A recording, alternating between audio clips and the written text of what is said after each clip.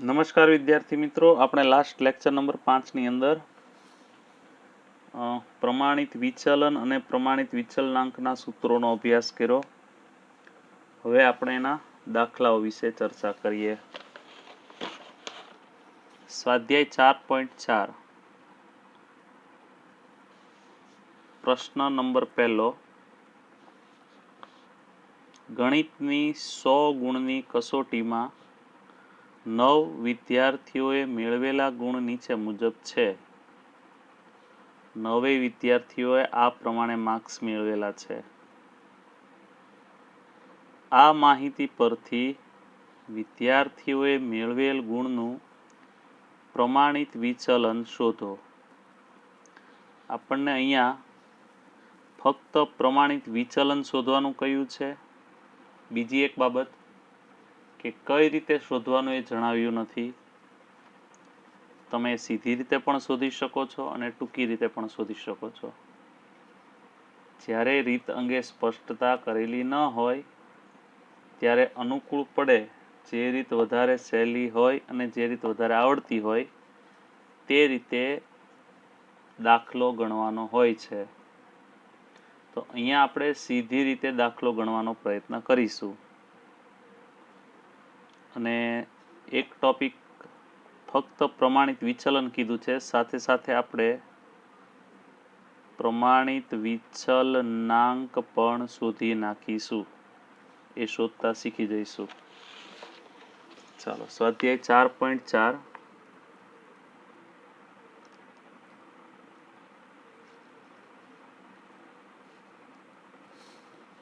પ્રશ્ન 1. પ્રમાણિત વિચલન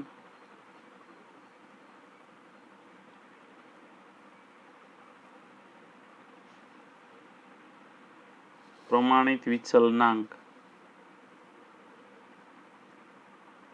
દાખલામાં ફક્ત અવલોકનો આપેલા છે.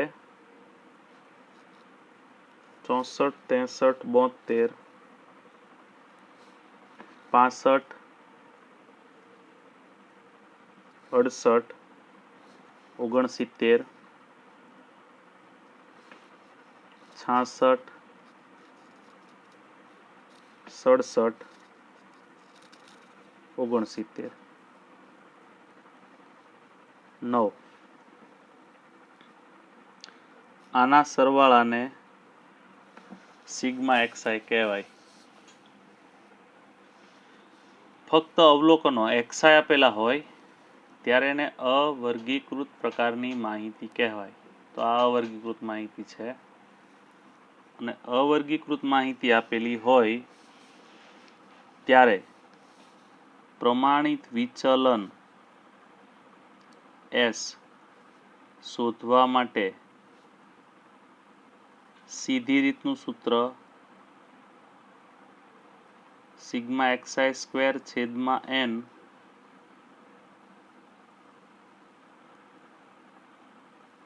સિગ્મા એક્સઆઈ છેદમાં એન હોલ સ્ક્વેર. સીધી રીતમાં આપણે આ જ સૂત્ર વાપરીશું અવર્ગીકૃત માહિતી હોય ત્યારે. અને વર્ગીકૃત હોય તો આપણે એફઆઈ લખી નાખીશું એક્સ્ટ્રા. એટલે વધારે પડતું યાદ રાખવું પડે નહીં. થોડુંક યાદ રાખીએ તેમાં ચાલી જાય.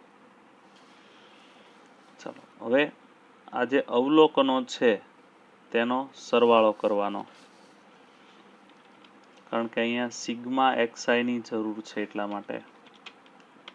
64, 63, 72, 65, 68, 69, 66, 67, 69.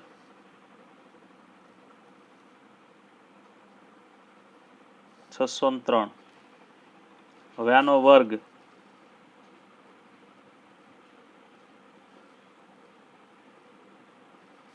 XI square. 64 નો સ્ક્વેર 40×96. 63 નો સ્ક્વેર 39×69. 72 નો સ્ક્વેર 51 84 65 નો સ્ક્વેર 42 25 68 નો સ્ક્વેર 46 25 69 નો સ્ક્વેર 47 61 66 નો સ્ક્વેર 43 56 67 નો સ્ક્વેર 44 89 69 નો સ્ક્વેર 47 61 આના સ્ક્વેરને કહેવાય સિગ્મા એક્સઆઈ સ્ક્વેર. એનો જે સરવાળો આવે એને સિગ્મા એક્સઆઈ સ્ક્વેર કહેવાય. સરવાળો કરીશું 40 96 plus 3969 plus 5184 plus 4225 plus 4625 4761 plus 43 56 plus 44 89 plus 47 61 40,466. ચલો, ટૂંકી રીતમાં ફક્ત આ બે જ કોલમ, સીધી રીતમાં ફક્ત બે જ કોલમ બનાવવાની હોય છે.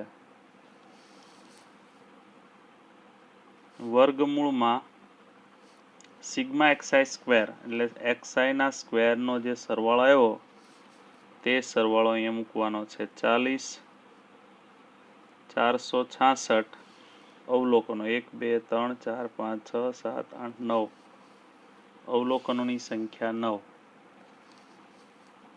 એવી રીતે માઇનસ સિગ્મા એક્સઆઈ 603 ભાગ્યા 9 ઓલ સ્ક્વેર.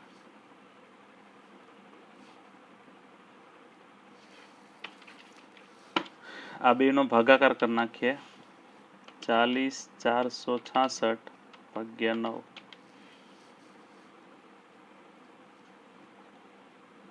4496.22 માઇનસ 603 ભાગ્યા 9 67. આનો ભાગાકાર 67 થયો. ઉપર સ્ક્વેર હતો એટલે સ્ક્વેર મૂકવો પડે.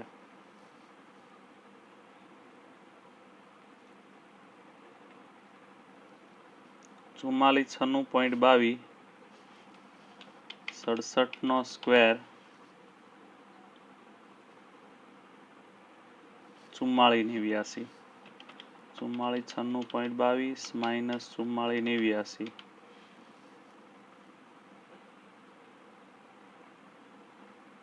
7.22 એનું વર્ગમૂળ 2.68 અથવા 69. આને કહેવાય પ્રમાણિત વિચલન S. હવે પ્રમાણિત વિચલનાંક નથી કીધું પણ આપણે આમાં શોધી નાખીએ.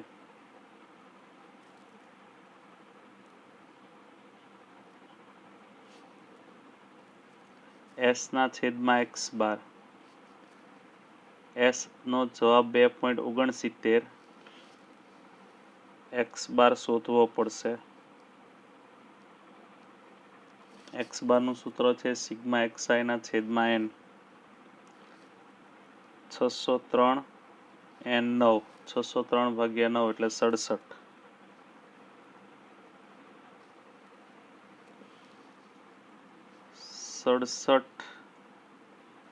વડે ભાગાકાર કરવાનો.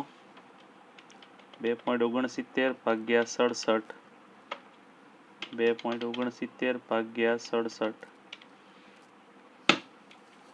2.67 ભાગ્યા 69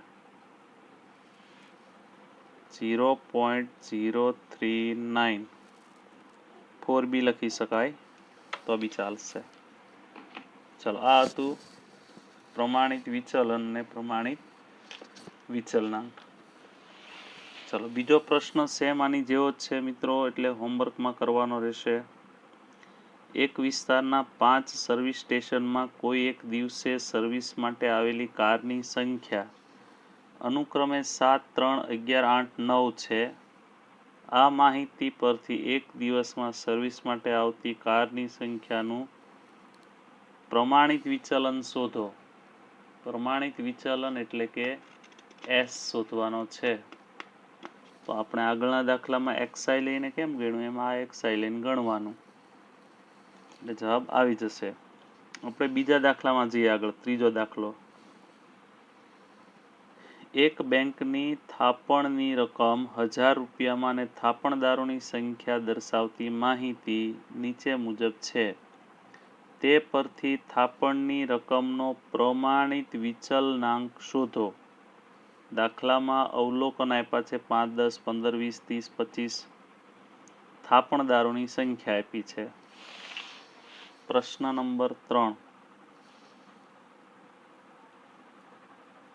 પ્રમાણિત વિચલનાંક શોધવાનું છે. દાખલામાં અવલોકનો અને એને અનુરૂપ આવૃત્તિ આપેલી છે. 5, 10, 15, 20, 25, 30,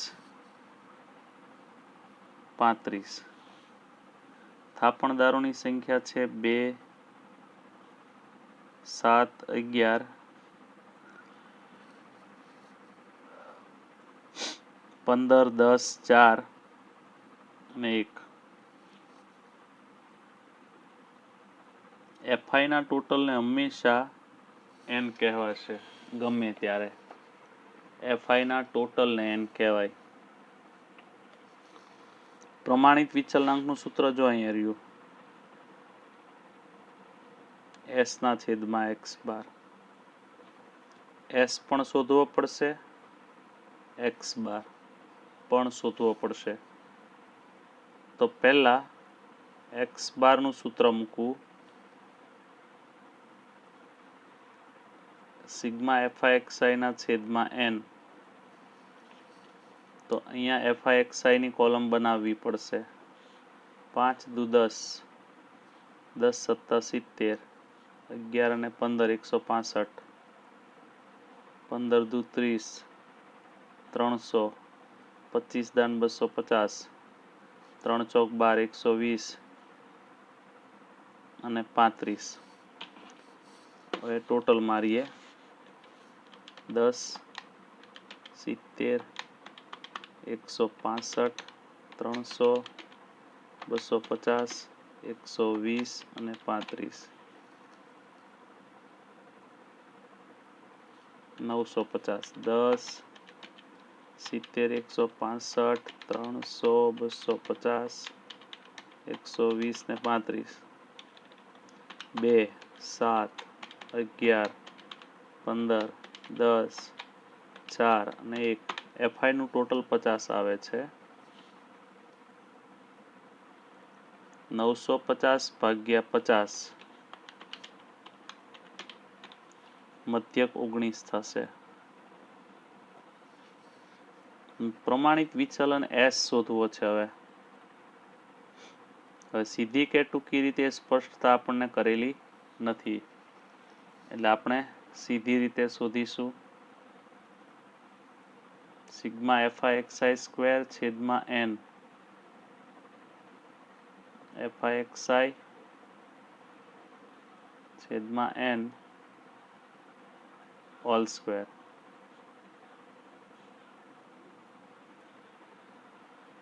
એફઆઈ એક્સઆઈ સ્ક્વેરની કોલમ બનાવવી પડશે. એફઆઈ એક્સઆઈ સ્ક્વેર એટલે એફઆઈ એક્સઆઈ ગુણ્યા એક્સઆઈ. એટલે આ જે એફઆઈ એક્સઆઈ છે ને એનો ગુણાકાર એક્સઆઈ સાથે કરવાનો, કારણ કે એક્સઆઈ નો સ્ક્વેર છે સાથે એફઆઈ ગુણાયેલી છે એટલે એક્સઆઈ ગુણ્યા એક્સઆઈ સાથે ગુણ્યા એફઆઈ. એટલે એફઆઈ એક્સઆઈમાં એક વખત એક્સઆઈ ગુણાયેલી હોય છે. હજી એકવાર તમે એક્સઆઈને ગુણી નાખો એટલે એક્સઆઈ સ્ક્વેર થઈ જશે. 10 ગુણ્યા 5 50, 70 ગુણ્યા 10 700, 165 ગુણ્યા 15 24 75.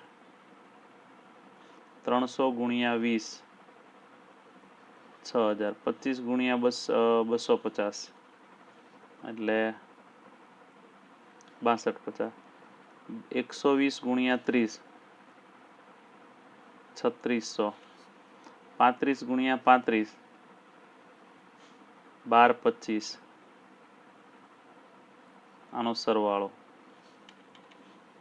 50 700 24 75 6000 6250 3600 1225 20300 fixi ના સ્ક્વેરનો સરવાળો 20300 આવ્યો. n છે 50,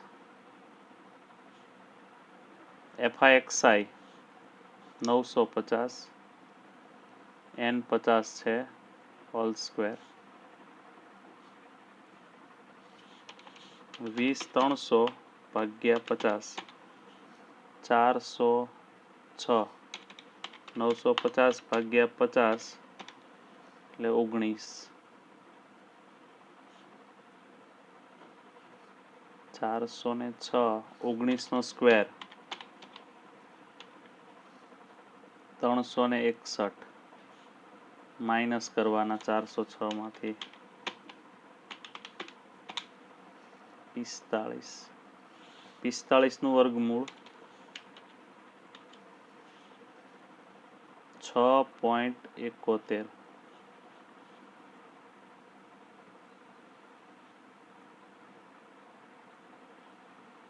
પ્રમાણિત વિચલનાંક s ના છેદમાં x બાર 6.71, x બાર છે 19.